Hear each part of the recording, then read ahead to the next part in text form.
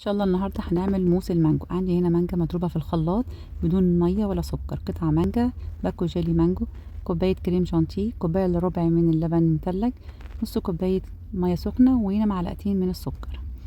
اول حاجه هندوبها هي جيلي، هندوبها بنص كوبايه من الميه السخنه، ولما تدوب خالص سيبها تبرد، ما اضيفهاش على الكريمه مباشره علشان ما تسيحش معايا في الكريمه. هبدا ان انا انزل سكر واللبن، ممكن تضيفي ميه بدل اللبن، واخفقهم حلو قوي، وهنزل عليها بالكريم شانتيه.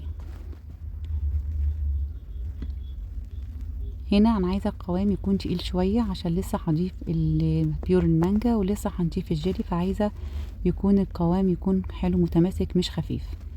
انا هنزل هنا بالمانجا وابدا ان انا اخفقها كويس لغايه لما تتجانس مع الكريمه.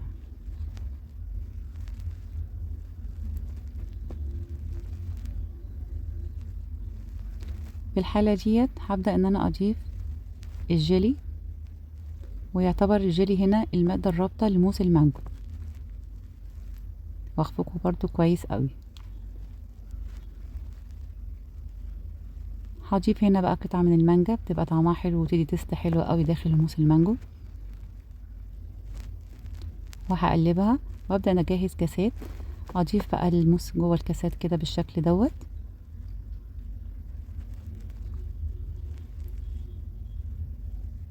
وابدا ان انا اضعها في التلاجة حتى تتماسك كويس. ادي كده بعد ما تماسكت بقى شكلها جميل وقطع المانجا ظاهره فيها كده. هبدا بقى ازينها باي حاجه انت عايزاها، يعني حسب رغبتك. انا عندي هنا كريم شانتيه، وعندي قطعه من المانجا، او عندك بيور مانجا حطي، او قطع مانجا خالص من غير اي حاجه برضو تقدري تحطيها، تزيين اللي يناسبك. لو عجبكم الفيديو ما تنسوش بلايك وسبسكرايب وتفعيل الجرس عشان يوصلكوا كل جديد. وبقت بالشكل الجميل اللي انتوا شايفينه ده، سهله جدا وطعمها حلو قوي قوي، ومكونات كلها موجوده في البيت، وبقى بالشكل الجميل دوت.